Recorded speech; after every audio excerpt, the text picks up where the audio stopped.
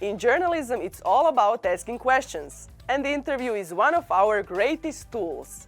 That's why we need to know how to lead them. There are two basic types of interviews: planned interview and the informational one. In the latter one, it happens when the story breaks. So you don't have enough time to plan your questions. You have to think on your feet and talk to the eyewitnesses in order to gain enough information.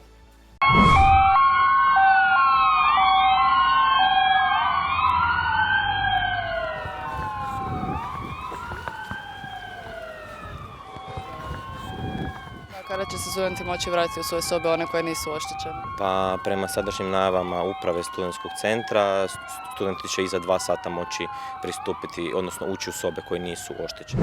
But now we are gonna do a planned interview. Let's go!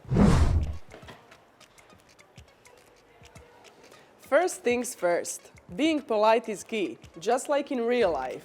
There's nothing worse than keeping someone waiting. So be on time. Everybody deserves respect, whether they're a politician, a celebrity, or just a random person on the street.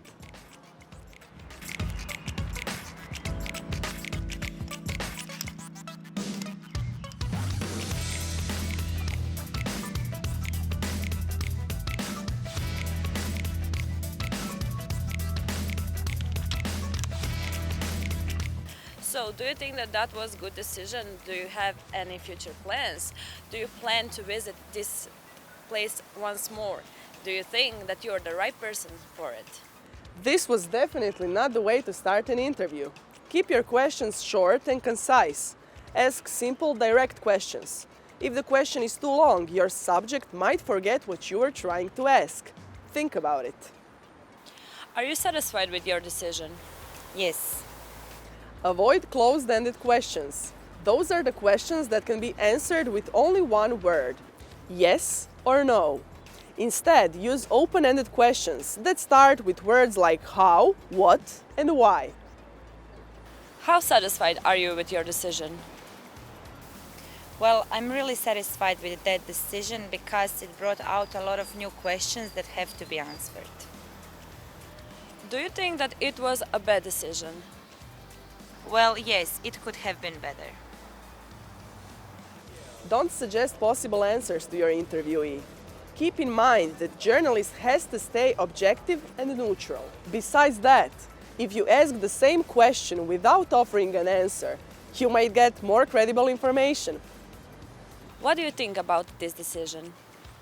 Well, I think it was a good decision, but of course it could have been better. Also, don't be afraid to repeat the question or ask it in a slightly different way. Of course, if the first response was disappointing or evasive. While interviewing, don't interrupt. Let your subject talk, unless they're steered off course or are not answering your question. Non-verbal communication is vital in all interviews. Nod encouragement. Smile when appropriate. And look puzzled if you need further information. Don't read your questions. Try to memorize them. Maintaining eye contact ensures better emotional connection to your interviewee, who won't feel like you're not really paying attention to their answers. Sometimes just pause a moment before the next question. Let the interviewees fill out the awkward silence.